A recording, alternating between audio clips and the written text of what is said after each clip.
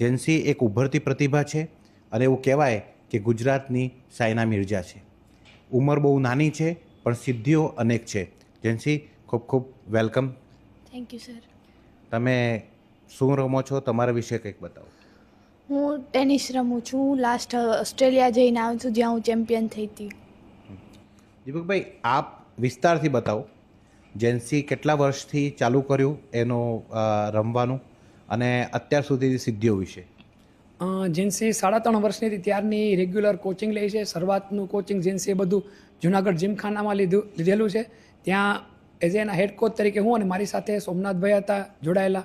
અત્યારે જેન્સી હાલમાં જીમખાનાની અંદર પણ અને સાથે ચોબારી રોડ ઉપર 2 બીજા કોર્ટ બનાવેલા છે. અમે 4 મિત્રોએ ત્યાં એ મારી જ અંડરમાં મારા બીજા એક કોચ મિત્ર સાથે રાખેલા છે.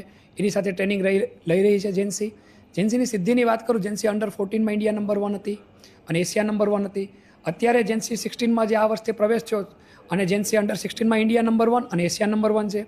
જેન્સીએ બંને નેશનલ ચેમ્પિયન થયેલ છે. અંડર 14ની ક્લેકોર્ટની નેશનલ જે ઔરંગાબાદ એટલે કે છત્રપતિ સંભાજીનગર ખાતે રમાય છે તે, અને દિલ્હીમાં જે ફાઇનેસ્ટા ઓપન રમાય છે તે બંનેમાં જેન્સી ચેમ્પિયન છે. યંગેસ્ટ નેશનલ ચેમ્પિયન પણ જેન્સી છે. આ સિવાય જેન્સીએ એશિયન ટેનિસ ડેવલપમેન્ટની જે 3 એશિયન ચેમ્પિયનશિપ થાય છે 3 જીતી અને 3માં ભારતને ગોલ્ડ અપાવેલો છે. જેન્સી સબ જુનિયર વિમ્બલ્ડનમાં સિલેક્ટ થયેલી હતી અને છેલ્લે જેન્સી એશિયા પેસિફિક ઓસ્ટ્રેલિયન ઓપનની અંદર પણ સિલેક્ટ થઈ ઇલાઇટ ટ્રોફીમાં અને ત્યાં પણ જેન્સી ચેમ્પિયન થયેલી છે.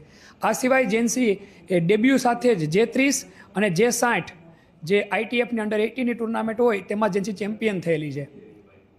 શું વિઝન શું છે આપનું, ડ્રીમ શું છે? અમારું મેઇન ડ્રીમ તો વુમન્સના ગ્રાન્ડ સ્લેમ જીતવા ચારેય અને ઓલિમ્પિકમાં દેશને ગોલ્ડ અપાવવો, આ અમારો ટાર્ગેટ છે સર. તમારા રોલ મોડલ કોણ છે? નોવાક જોકોવિચ. શું ગમે છે ખાસ એમના વિશે? એમનો માઇન્ડસેટ બહુ સારું હોય છે. અને આપણે કેટલા કલાક રોજની પ્રેક્ટિસ કરીએ છીએ? હું દિવસમાં 7 કલાક પ્રેક્ટિસ કરું છું. સવારે 7 થી 10 ને સાંજે 4 થી 8. અને ભણવાનું ચાલ્યું છે જોડે જોડે? હા. અને કરવું શું છે, ડ્રીમ શું છે, અચીવ શું કરવું છે? મારે હવે આગળ જતા વુમન્સના ગ્રાન્ડ સ્લેમ જીતવા છે ને ઓલિમ્પિકમાં ભારતને ગોલ્ડ અપાવો છે. ભારતને ગોલ્ડ અપાવો છે ઓલિમ્પિકમાં, અને આ પ્રતિભા છે આપણે ગુજરાતની દીકરીમાં.